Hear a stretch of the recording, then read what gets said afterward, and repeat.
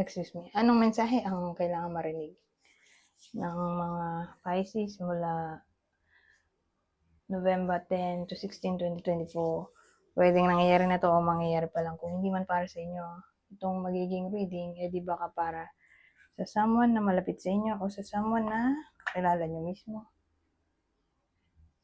Baka may lumabas na gender mamaya. Gawin nyo na lang energy, masculine at feminine energy. Pwede rin naman na wag nyo nang pansinin yung gender. Hindi ko masasabi kung anong magiging reading, kung positive ba o negative. Depende sa kung anong mapipick up kong energy.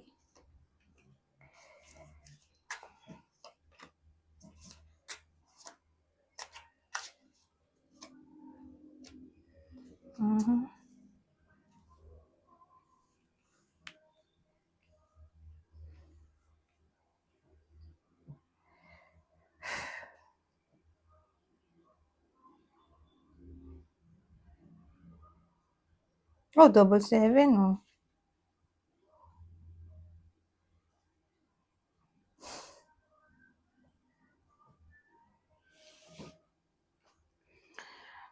Walang dating sa akin.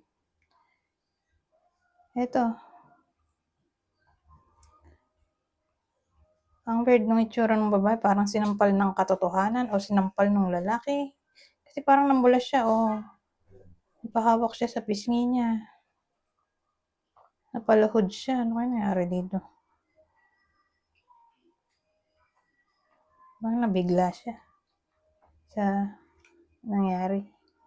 Pero kasi 9 of Wands to. So, kasi 9 of Wands ay card ng flexibility, resilience, perseverance, persistence, consistency, courage, confidence.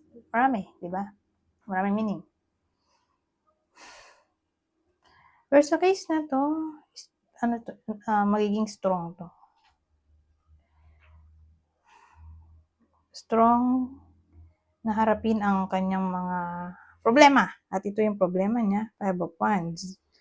Ito yung conflict in general. So, saan nagmula yung conflict? Dito. Sa dalawang to.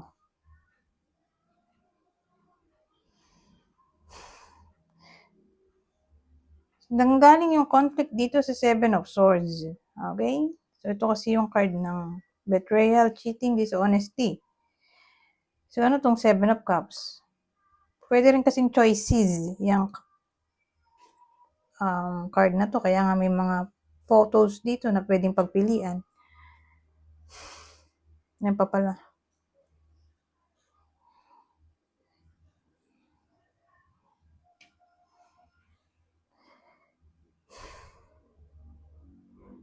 Pwede rin naman na ito ay bullying lang. Diba? Pero tingnan natin, ano kaya itong 7 of Swords? Kasi pwedeng work lang naman to o friendship, di ba? Hindi naman necessarily pag ganyan, laging relationship, di ba? So, alamin natin. Ano ba itong 7 of Swords? Oo. So, kung titingnan natin yung picture, yung lalaki, napatingin dun sa nakasalubong nilang sa daan. Na-distract yung lalaki dun sa babae na nakasalubong nila. Nasa iba yung attention ng lalaki. So,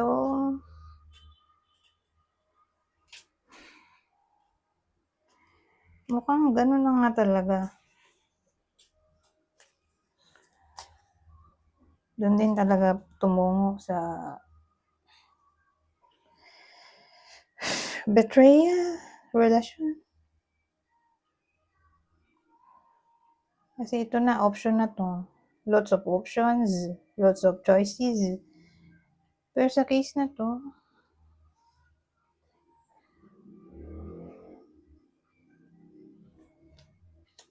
hindi ko masabi kung sino yung nagloloko. Kung babae ba o lalaki.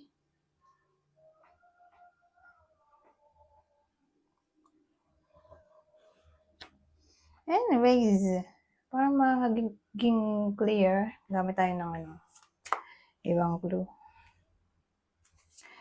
So, yung clue pwedeng tumama sa inyo o sa person nyo o sa kakilala nyo. So, pwede rin kasi to sa kakilala nyo tumama. So, ito, may uwang sa ngipin o hiwa-hiwalay ang ngipin. Green ng mata o contact lens. Baka foreigner yung iba. Sa inyo, kadil ay foreigner. Mahilig sa black na damit. Very young. So, bata pa yung isa o silang dalawa. Hindi natin masabi, pero may clue tayong very young. So, ngayon, Hispanic o Latino, may lahing ganyan. O baka nasa lugar, bansa ng Hispanic o Latino. Yung other person. O kayo. Kasi, pwede rin naman gano'n. Di ba? May iba sa inyo na Pilipino na nasa abroad. Di ba? So, case-to-case basis. So, kung di kayo to, di kakilala nyo o person nyo. So, kunin nyo nga lang talaga yung info na sa tingin nyo, fit sa inyo. Kasi kung di naman nag-fit sa inyo yung clue, di hindi para sa inyo to. Medium skin. So, parang kakulay lang talaga natin. Kayo manggi. O katamtama ng itim puti.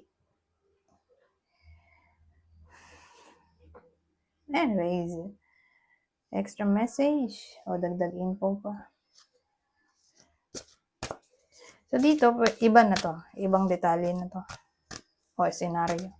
Minsan, nagdidikit, pero madalas hindi. Ano ba to? Isa lang. Gift.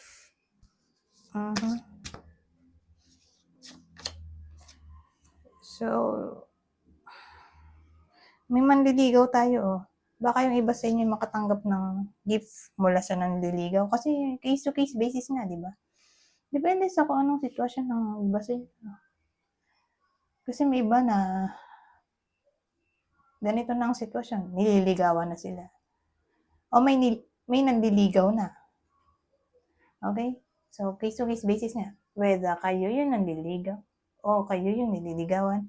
O mangyayari pa lang to sa week na to. Ngayon nga, baka maka-receive ng gifts. Ang iba sa inyo. Pero probably manggagaling yung gift sa lalaki. Siya yung magbibigay sa nagugustuhan niya. Okay?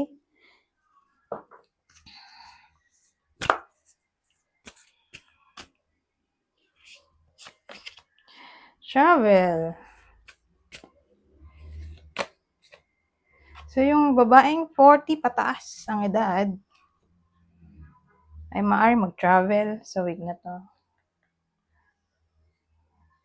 Any form na ng any mode na ng transportation ay pwede dito sa traveling.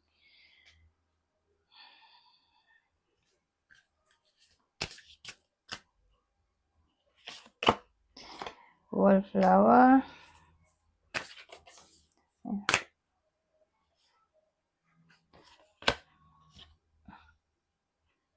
Ano yun?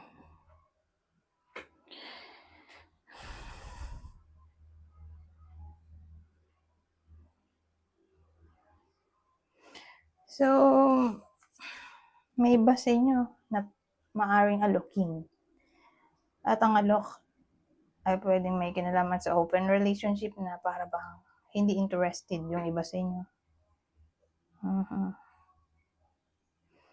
O baka kayo yung mag-alok sa someone, tapos yung someone na alokin nyo ay hindi interested sa topic ng open relationship kasi nga pwede siyang vice versa. Either kayo yung mag-alok o kayo yung makaka-receive ng alok about open relationship, pero again, mukhang hindi interested sa topic na to. Bored yung babae dito.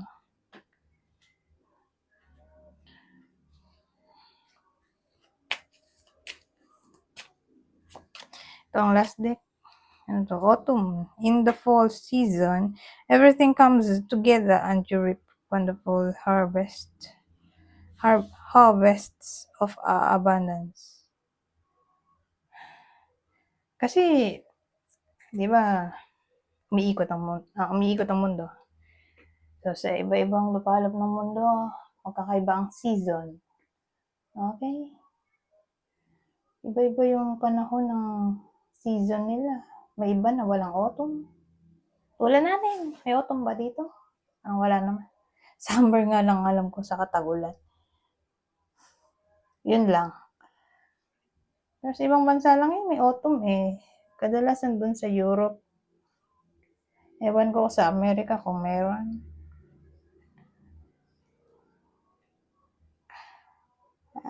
Depende nga kung saan mundo naroroon yung iba sa inyo. Na kung nagse-celebrate ng autumn season, sineselebrate ba yun? Kung merong ganong season, autumn, ito ang mensahe. In the fall season, everything comes together and you reap wonderful harvests of abundance. So autumn, darating tong abundance para sa iba sa inyo. Okay? So again, di ko alam kung kailan ang autumn season sa inyo. Kung saan man kayo naroroon o kung meron man. So, applicable lang to sa mga lugar na may autumn season. Na dyan darating ang abundance sa season na yan. Autumn. Business venture, trust and follow through on a new business idea or career opportunity.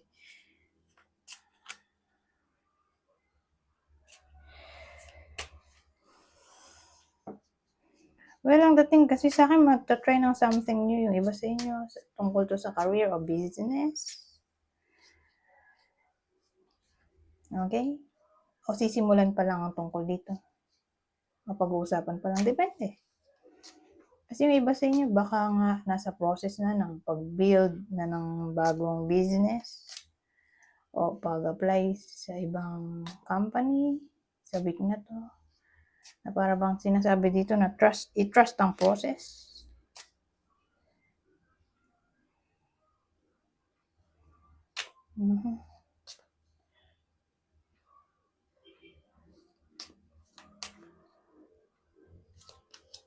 So yun, i-trust ang process dahil gagabayan kayo ng universe.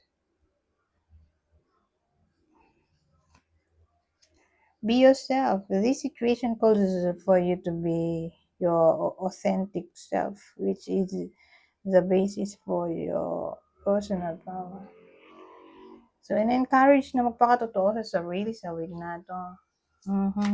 Yun lang yun. Anyways, hanggang dito na lang. Goodbye. For